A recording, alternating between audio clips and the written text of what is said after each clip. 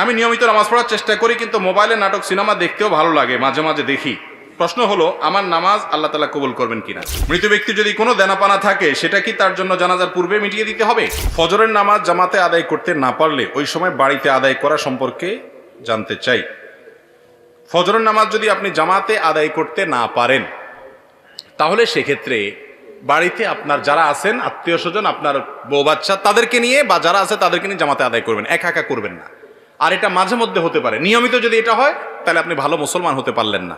ফজরের নামাজ জামাতের সাথে যারা হাজির হয়, এরা হলো ওই এলাকার ওই মহল্লার ক্রিম মুসল্লি। ক্রিম মুসল্লি বুঝছেন?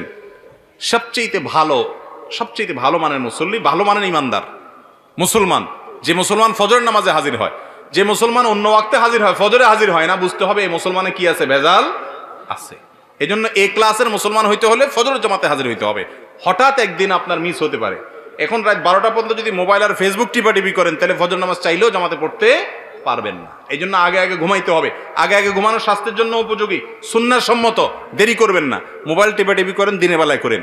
শয়তান দেখবেন মোবাইল টিপার মধ্যে সবচেয়ে বেশি মজাটা দেয় রাতে, ঠিক না? বিশেষ করে বিছানায় শুইবেন আর মোবাইলটা একটু আধা ঘন্টা 1 ঘন্টা টিপবেন না, এটা তো হতেই পারে না, ঠিক না? ঠিক মোবাইলে মোনাজাত ধরে, মোনাজাত বুঝেন, এইভাবে 2 হাত দিয়ে ধরা মোনাজাতের মতোই তো। এরপরে টিপতে স্ক্রল করতেছেন, কোথায় যাচ্ছেন, কি খুঁজতেছেন নিজেও জানেন না, আঙ্গুল খাওয়ার অবস্থা ঘষতে, ঠিক না? এই যে রাতে বেশি মজা লাগে মোবাইল টিপতে, কারণ ইবলিসের টার্গেট হলো, তার প্ল্যান হলো, তার মিশন হলো আপনার ফজরটা ধ্বংস করা। সেজন্য রাত্রে যদি যত দেরি করে শোয়াইতে পারে সে আপনাকে, তত তার উপকার। আপনি ভোর রাতে উঠতে পারবেন না, কষ্ট হবে। এই জন্য রাতে তাড়াতাড়ি শুইতে হবে। ফজর নামাজ কখনো মিস হয়ে গেলে বাসায় যারা আছে তাদেরকে নিয়ে জামাতের সাথে নামাজ পড়বেন, একা পড়বেন না। কারণ জামাতের সাথে নামাজ পড়লে একা নামাজ পড়ছে এতে 27 গুণ বেশি সওয়াব হয়। আপনি একটা জিনিস 1 টাকা দিয়ে যদি 27 টাকার সুবিধা পান, আপনি সেটা ছাড়বেন কোনোদিন? তাহলে জামাতে নামাজ ছাড়া একা কিভাবে নামাজ পড়া হতে পারে? এই চেষ্টা আমাদের থাকতে হবে। মৃত ব্যক্তি যদি কোনো দেনাপানা থাকে, সেটা কি তার জন্য জানাজার পূর্বে মিটিয়ে দিতে হবে? মৃত ব্যক্তির কোনো দেনা পাওনা থাকলে সেটা মিটাতে হবে, পাওনাদারের পাওনা পরিশোধ করতে হবে।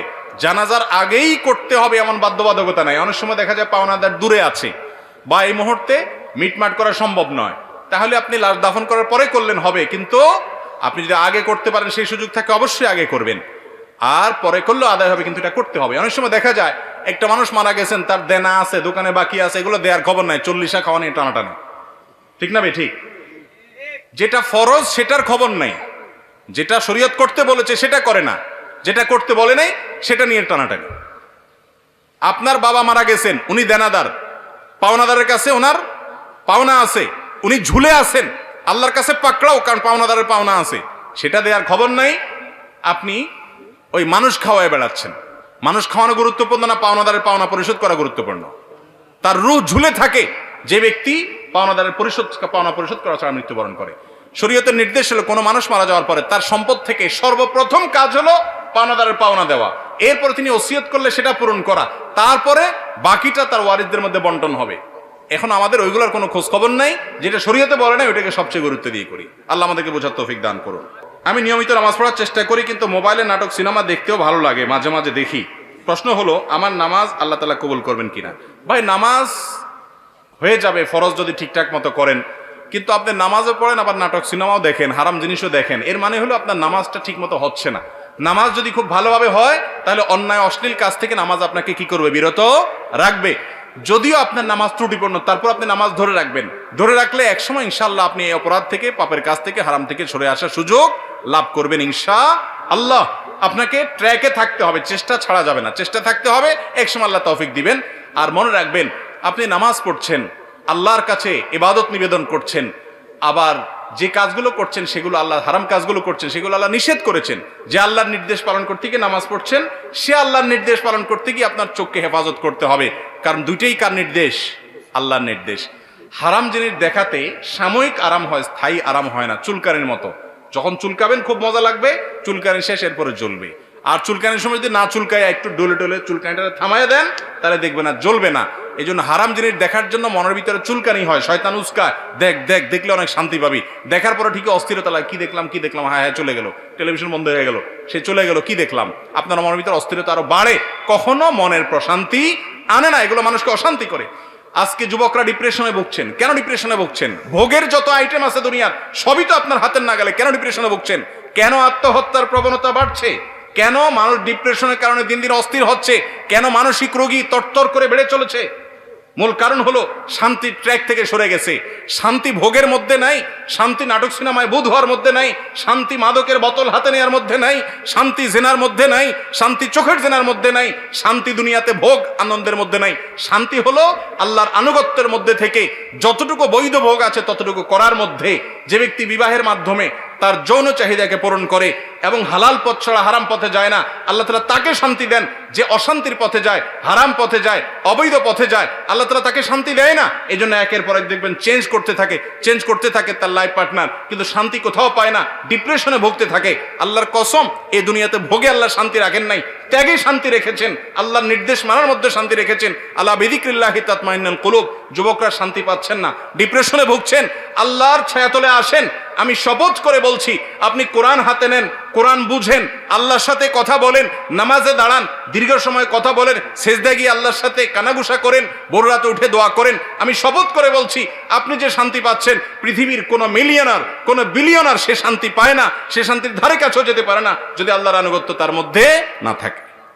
চেষ্টা করবো না ইনশাআল্লাহ? আল্লাহ তাআলা আমাদেরকে আমলের তৌফিক দান করুন। আমরা স্বর্ণ ও রূপার যাকাত দিয়ে থাকি, যদি ফসলের যাকাত দিতে হয় তাহলে কিভাবে দিব? কোরআন ও হাদিসের আলোকে জানাবেন। এটা নিয়ে তো দীর্ঘ আলোচনা করতে হবে।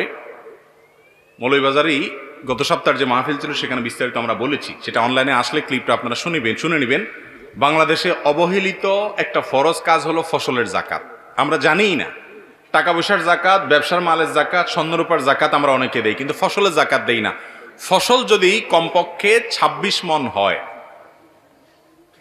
অনেক আমাদের মতো, অনেক আমাদের মতো 16 মণ হলেই দিতে হয়। নেশাব নিয়ে একটু মত পার্থক্য আছে। 5 ওয়াসাক হাদিসের ভাষ্য অনুযায়ী ওইটাকে কনভার্ট করলে বর্তমান হিসাবে কত মণ হয় এটা নিয়ে মত পার্থক্য আছে। তো হানাফি মাযহাবের উলামায়ে কেরামের দৃষ্টিকোণ হলো 26 মণ যদি কারোর ফসল হয়, সেই ফসলটা যদি নিজে পানি সেচ দিয়ে করতে হয় তাহলে সেই ফসল থেকে 20 ভাগের 1 ভাগ যাকাত দিতে হবে। আর যদি আসমানের পানি দিয়ে হয়ে যায়, নিজে সেচের পানি দেওয়া না লাগে, তাহলে সেক্ষেত্রে অর্থাৎ পয়সা খরচ না হয় সে ফসলের পানি দিতে গিয়ে, তাহলে সেক্ষেত্রে 10 ভাগের 1 ভাগ, অর্থাৎ 100 কেজি হলে 10 কেজি, আর 20 ভাগের 1 ভাগ মানে 100 কেজি হলে 5 কেজি। এই পরিমাণ ফসলটা গরিবকে দিয়ে দিতে হবে, যাকাতের হকদার মানুষকে দান করে দিতে হবে। আমরা ওই আলোচনা বলেছিলাম, বাংলাদেশে যেই পরিমাণ ফসল একটি বছরের স্বাভাবিক বছরে হয়, সেই ফসলের যদি ওসর দেওয়া হয় ঠিক মতো, অর্থাৎ এটার যে যাকাত, এটাকে ওসর বলা হয়, সেটা যদি দেওয়া হয় ফসলের যাকাত, তাহলে সেক্ষেত্রে ফিগারটা আমার এই মুহূর্তে মনে হচ্ছে না, সম্ভবত 5,000 কোটি টাকা মূল্যের ফসল দান করা হয়। খাদ্যের যে অভাব দরিদ্র মানুষের মধ্যে আছে, এটা দূর হয়ে যাবে। তো যাই হোক, যাদের এই পরিমাণ ফসল হয়, যাদের কম হয় তাদের দিতে হবে না। এই পরিমাণ যাদের হয়, নেশাব পরিমাণ যাদের হয়, যতবার এই ফসল হবে এই ফসল থেকে আপনি গরিবকে ওই পরিমাণ দান করে দিতে হবে। আমরা অনেকে হয়তো এমনিই দান করি, কিন্তু যাকাত হিসাবে দান করি না, এটা বড় ভুল। এই ফরজটা আমাদের অনেকের আদায় হয় না। বিস্তারিত জানার জন্য ডক্টর আব্দুল্লাহ জাহাঙ্গীর রাহমাহুল্লাহর ওসর বাংলাদেশে ওসর ও যাকাত বইটা আপনারা কালেকশন করে নিতে পারেন। আর অনেক বই আছে এরকম, সেই বইগুলো নিতে পারেন, এগুলো অনেক দরকারি। এবং যাকাত, এই যাকাতটা আদায় না করলে আল্লাহর কাছে জবাবদিহি করা লাগবে। এটা অবহেলিত ফরজ, আমরা জানিই না বাংলাদেশের মানুষ। এটা নিয়ে আলোচনা, পর্যালোচনা হওয়া দরকার।